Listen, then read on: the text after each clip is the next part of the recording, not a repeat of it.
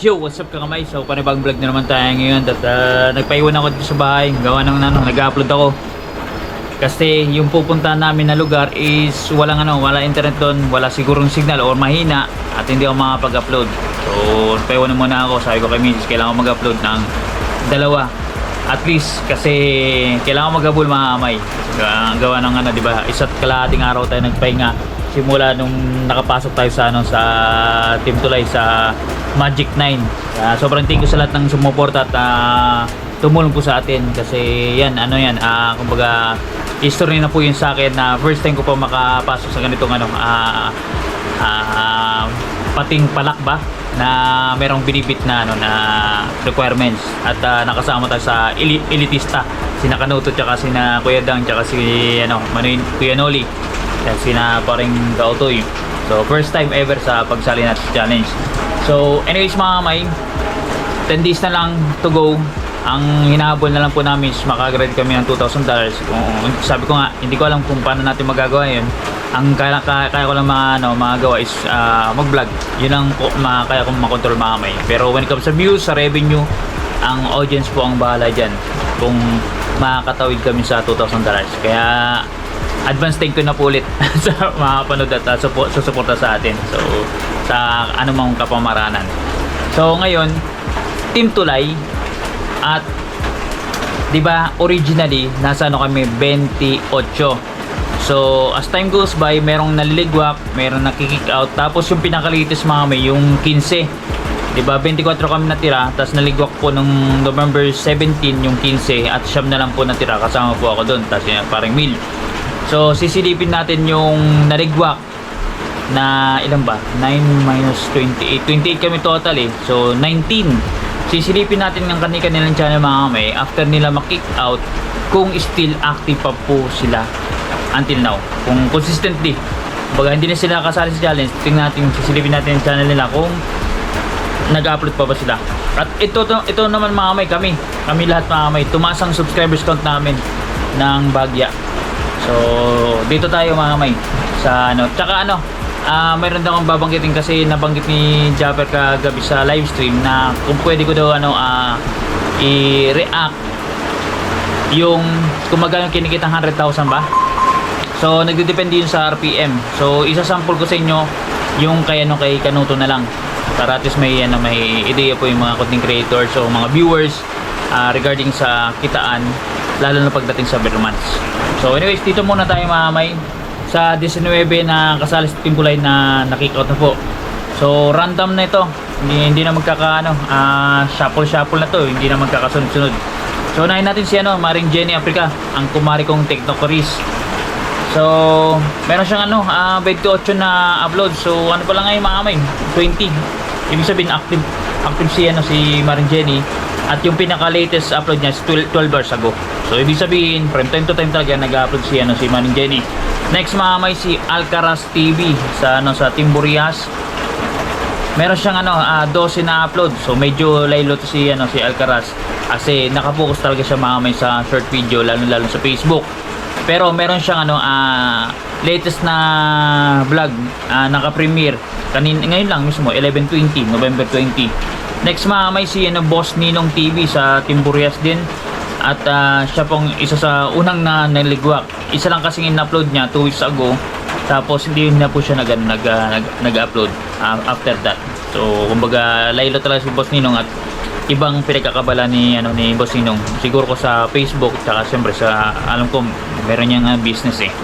So anyways yan, next mga kamay, Riot Family. So 7 uploads mga kamay. At ang latest nilang upload mga kamay is 1 day ago, kahapon.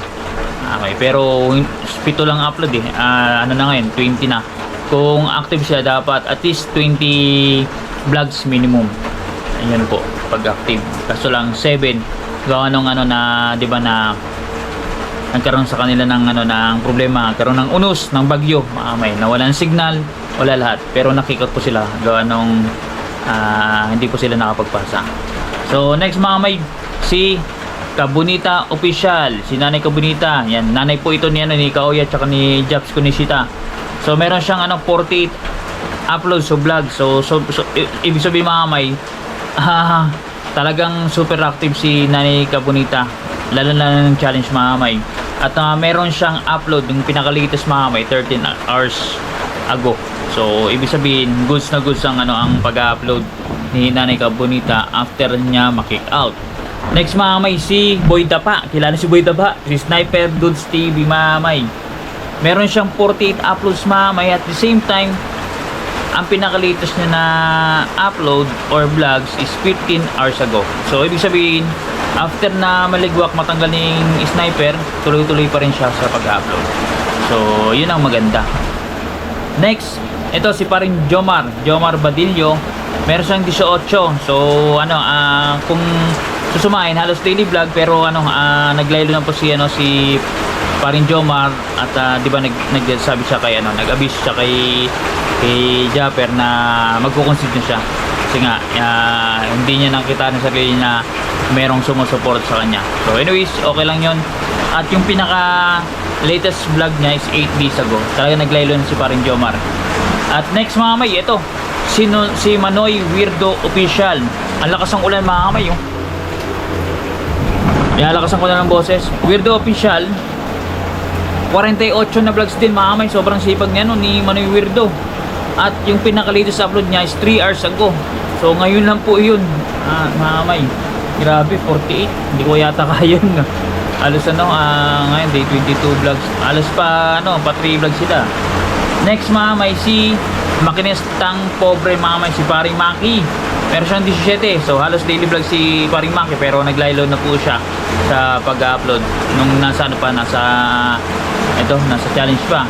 Pero meron siyang latest mga kamay 12 hours ago. Nagsundot siya ng isa. Next po, ang ating kapatid, si Tim Channel mga kamay, meron siyang 11. So talagang laylo talaga si kapatid na Tim busy sa trabaho mga kamay. Pasundot-sundot talagang pag-vlog niya. Singit na lang ba? At ang kagandahan lang, meron siyang premiere kanina 11:20. Kaninang tanghali yata yun. So at least nakakapagsundot pa si Tim. Next mga kamay, si Jobs Kunishita. Meron siyang 20 vlogs mga kamay. At yung latest upload niya is 20 hours ago. So ito si Jobs Kunishita, alam niyo naman po mga kamay na talagang malalaki ang views nito, kaso lang na short lang po sila when it comes sa revenue. Pero kung tutuusin mga kamay, pag nag-focus talaga sila sa vlog at ganun pa rin ang ang suporta when it comes sa views, makakakuha pa sila ng maayos na revenue sa totoo lang. So anyways, ito si Tatay Ruben 2.0. Dito nalito si Jape sa 2.0 Yung talagang YouTube channel niya Meron siyang 57 vlogs mga kamay. Grabe yan, sipag ni Tatay Ruben. At yung latest upload niya 11 hours ago.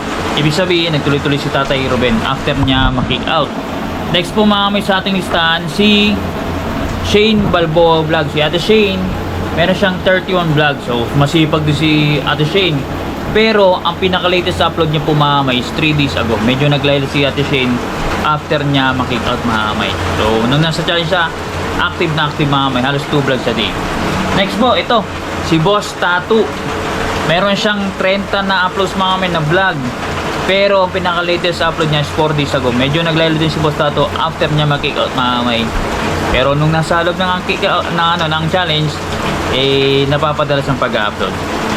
So next mga kamay sa listahan natin, si Mika, si Jamie Nukum TV.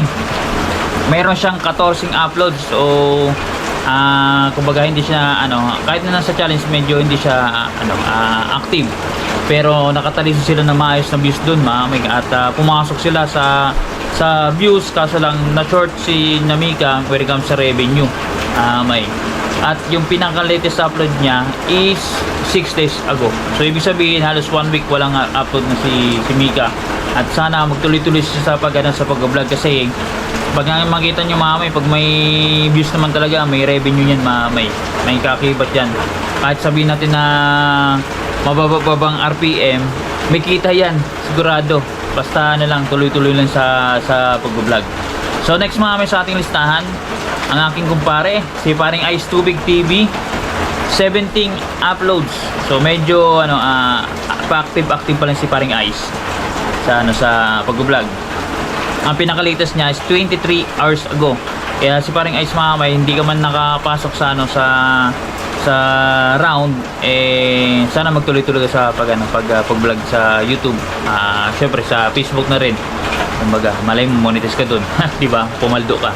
Lalo na sa YouTube, mas malaking bigayan dito. Next mga kamay, tatlo na tayo. Ito si Rigondox Takbo Official mga kamay. 17 din na uploads at hindi siya super active sa sa pag-vlog kahit na nasa challenge pa po. At yung pinaka-latest vlog niya is 1 day ago. So, nagsumundot po siya kahapon ng pag-vlog. Isa. So, hopefully nakasumunod to si Rigondox mga kamay na sana mag-active siya. Kasi mga kamay, hindi lang sa Magic Plays at the same time mga kamay, establish po yan na channel mga kamay. Si Rigondox, ako na po rin sabi sa inyo, makakasahod dyan ng hindi naman sobrang kalakihan pero makakasahod na maayos. So, ito. Next mga kamay, si Frozen Official. 31 vlogs mga kamay. Ang pinaka-latest vlogs niya is 3 days ago. Medyo after nung nakikot ni Frozen, naglaylo na po sa pag-upload. Itong mga nakapanginahing mga kamay, napasok sa views, sa revenue lang talaga naligwak. At may potential mga kamay yung channel.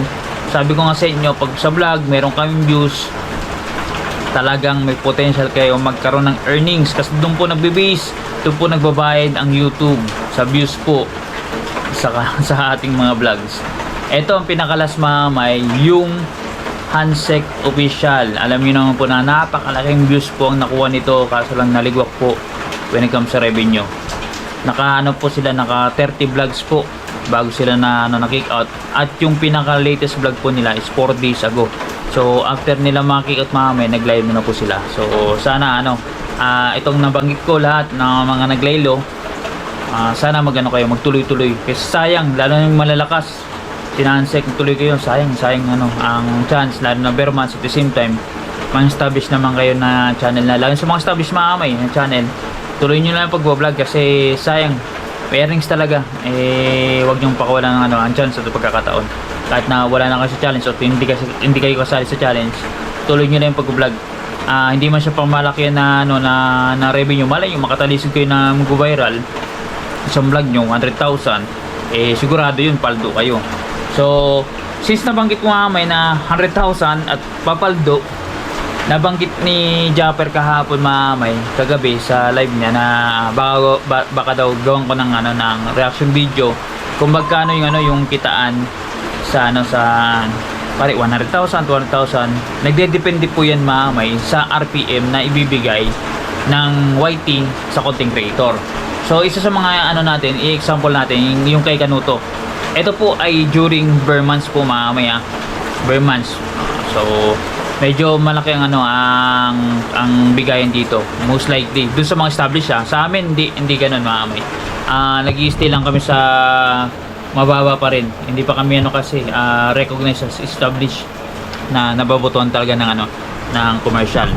So ngayon kinuha ko kasi mamay yung pinaka malalaking views ni Kanuto right now.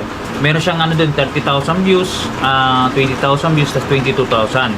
So pinuha ko po yung pinaka range ng yung average ng tatlo na yun, kung magkano bang naibibigay na RPM doon sa tatlo. So doon pa lang magkakaroon na tayo ng idea mga kamay kung magkano ang kikitain niya when it comes sa 100,000 mga kamay. Ito naman is rough estimate lang po let's say for example nagkaroon ng ng 100,000 views si Kanuto. So sa 100,000 na views, ang computation po niyan mamay is views divided by 1,000 kasi ang computation ng YouTube is per 1,000. Doon po sila nagbibase ng ibibigay na revenue. So 100,000 divided by 1,000 is equals to 100 yata, di ba? Tama. Ngayon, ang estimate na na RPM o revenue per meal, ang RPM po, ang meal po is per 1,000 po. Meal per 1,000.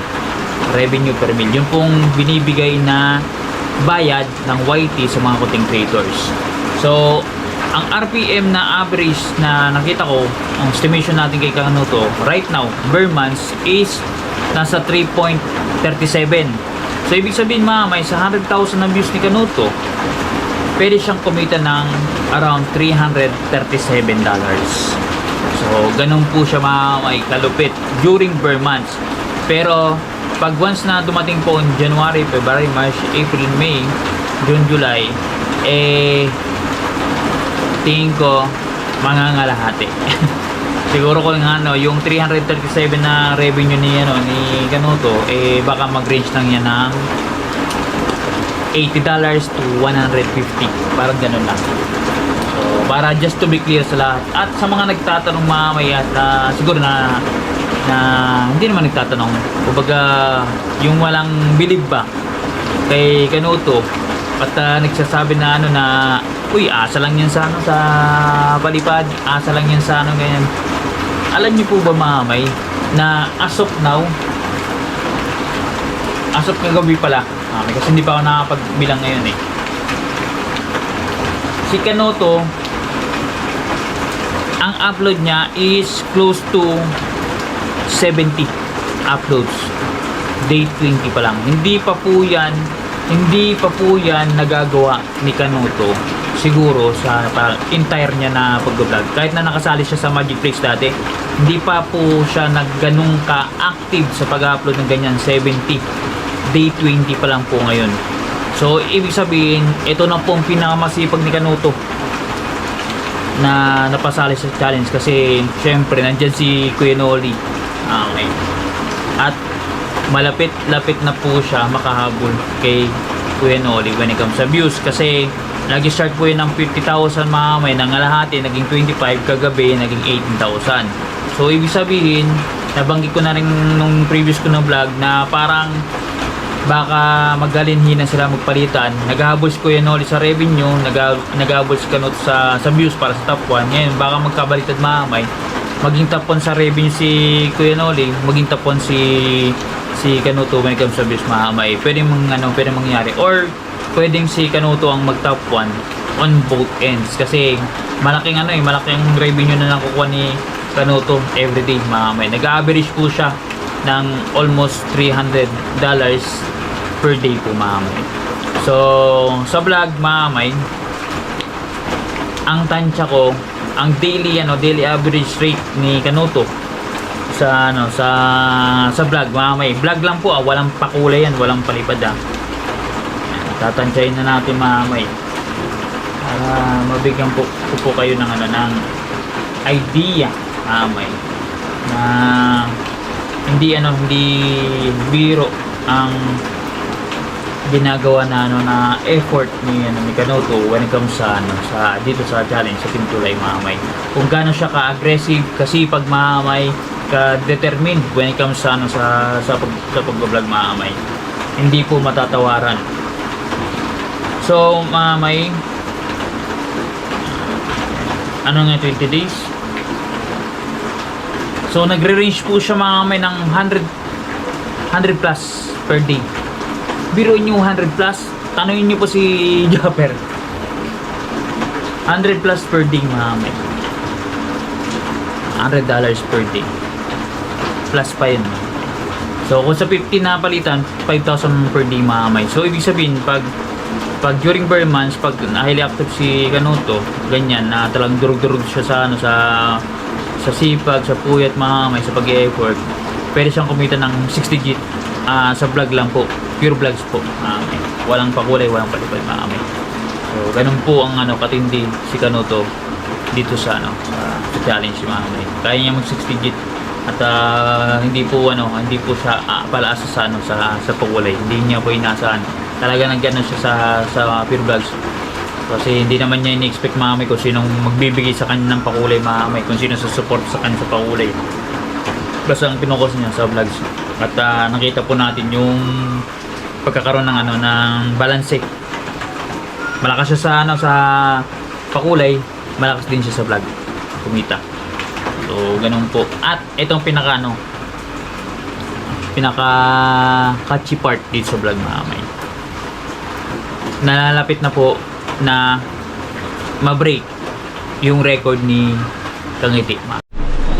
Kaya mga may naputol. Ang kala ko, sabi ng GoPro, I am too hot. Yung pala yung battery is too hot mga may naputol.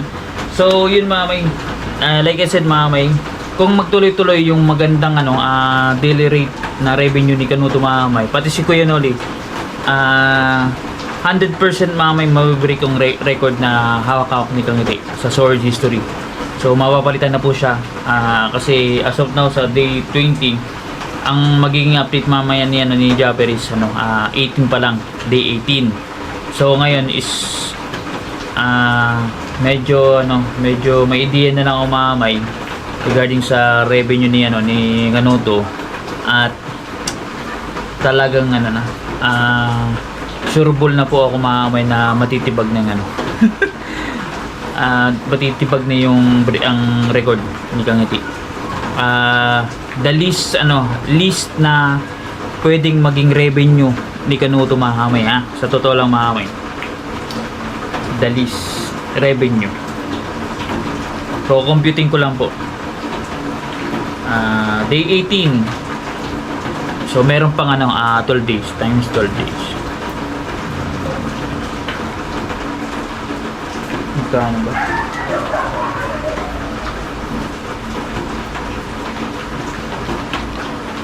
Hindi na po bababa si Kanuto mamay pag yun sa daily average na kinumpit ko. Hindi na po bababa si Kanuto ng 8,000 mamay. Pinaka least na pwede niyang kakain. Yung record po mamay sa Sword History kay Kangiti is nasa po, I think 7.6 to 7.8 mamay. Ganun po. So pwedeng ma-break ni Kanuto ng 8,000. So 200 lang po ang Pero pag once na mamaya, in-average lang po yan when it comes to vlog. So pag once na may suporta sa sa super chat mamay, more than 8,000 ang pwedeng kitain ni ni Kanuto. So doon na tayo sa medyo realistic mamay na kayang i-achieve ni ni Kanuto when it comes to vlog, kasi may suporta po siya when it comes to views mamay, at magandang RPM niya. So minimum 8,000, maximum mamay pwedeng ma-earn ni Kanuto dyan is 11,000, 8 to 11,000 dollars when it comes sa lahat po in general. Pag once na may pakulay, may revenue sa vlog, hanggang sagad 11,000 mamay, tingin ko lang. So yun po mamay, para at least may idea kayo, pati na rin kay Kuya Noli, ganun din po magiging range, 8 to 11,000 silang dalawa mamay. So kaya bakbakan tong dalawa, at wala naman makakahabol na So unless otherwise si Kuya Dang kami makapagpa-viral kami sa vlog na sabi natin 1 million views, tibag sila ng dalawa. Mahirapan sila maghabol mga kami doon sa 1 million views. Isang vlog lang 1 million. So yun ang makakatalo sa dalawa sa kanila mga kamay. Basta wag lang sila mag-viral So kung kabilang isang vlog 1 million, tibag sila, talo sila, pati sa revenue matatalo sila sa revenue, kasi malaking bibigyan na revenue sa 1 million hindi siya biro, hindi siya putyo-putyo na revenue mga kamay. Magkaiba pong kita ng ng YouTube versus sa FB, sobrang layo, mas malaki sa YouTube compared sa Facebook mga kamay. So that's it. At para ko si yung sa Babagang, si Diego. So at least nabigyan ko yan ng idea sa lahat sa Team Tulay, tapos yung binabanggit ni Japper na RPM. So depende mga may RPM based sa mga content creators, at yung average naman nagmo-move yan sa RPM. Pwedeng mababa sa 3, 2, ganon, 1, depende po mga may. Basta ako, ang sinampol ko lang yung kay Kanuto right now sa Bermans. So see you sa next vlog natin mga may.